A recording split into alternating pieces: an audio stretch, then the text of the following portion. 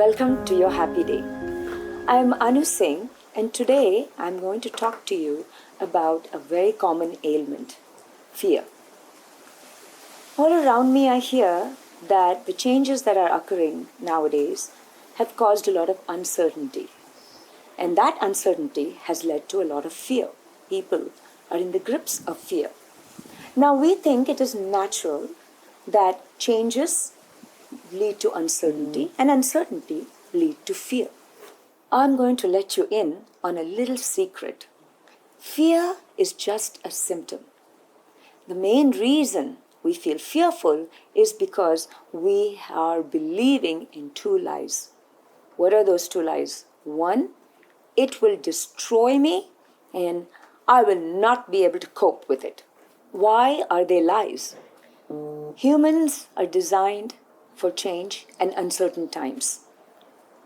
Change and uncertainty is woven into the tapestry of our lives.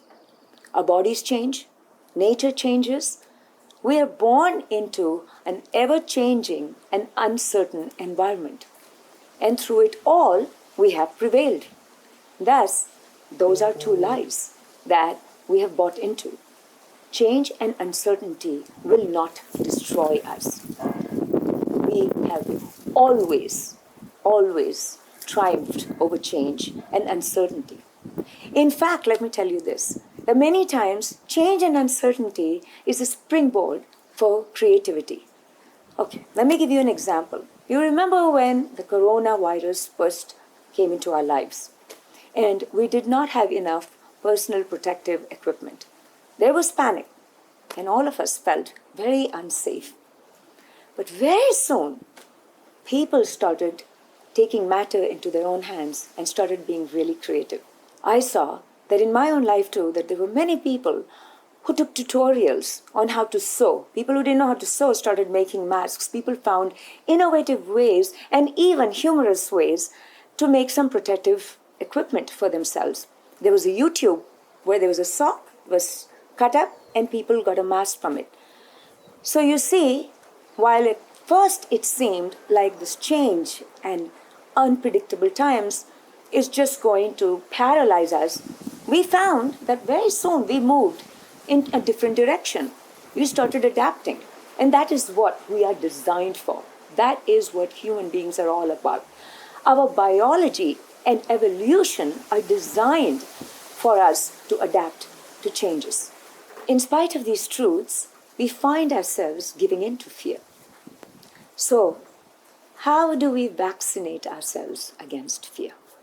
Well, there are 3 steps I'm going to talk about. Number 1 step is for us to be willing to look at fear, to see what is causing all those fears, not run away, not distract ourselves.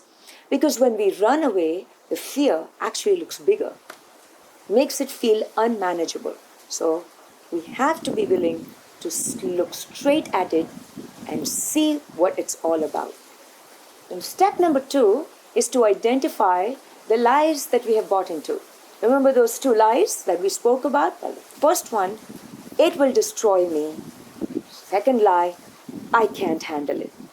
Okay, look at the lies that fear is telling you to believe and make note of them. The last step is to debunk those lies. Now, how are you going to debunk those lies? Well, your own history will give you enough evidence and proof about how resilient you are and how much grit you have. And those are the 2 elements, by the way, that can go into making our vaccine, resilience and grit. Your own history will show you how many times you have stood tall and you have not given in to fear. That even when you have had fear, you've been able to push past it and come up with creative solutions. Now, you may have not made huge note of it. You may have felt that you didn't do a great job of it because you still experienced a little bit of fear. But I'm here to tell you that everybody experiences fear. You see, courage, grit, is not the absence of fear. It is the ability to move forward, to find solutions in spite of still feeling fearful. So we already spoke about two elements, that's resilience and grit. So grit is courage. Resilience is the ability to recover quickly from any hardship. Okay, this is a very important quality. When we look at studies of those people who are very successful, the two qualities that they have is resilience and grit. Those are the very two qualities we want our children to develop and we want to develop. Well, here's what I'm going to tell you. You don't need to develop them, you already have them. You just need to enhance them. So your final step now will be that you will begin to build a portfolio of stories where you demonstrated resilience and grit. Why is this important? We are the stories we tell. We become slowly and slowly the stories we tell about ourselves. Please pay attention to the number of stories that you are telling about fear. How many stories are there about, I can't stand it, it's going to destroy me? And please notice how you feel every time you tell those stories. Well, from now on, you are going to start telling alternate stories. That's what I call them. And those stories are going to be about whenever you have stood up against fear, even if it's a small step, you will now start building up those alternate stories and you will start sharing them.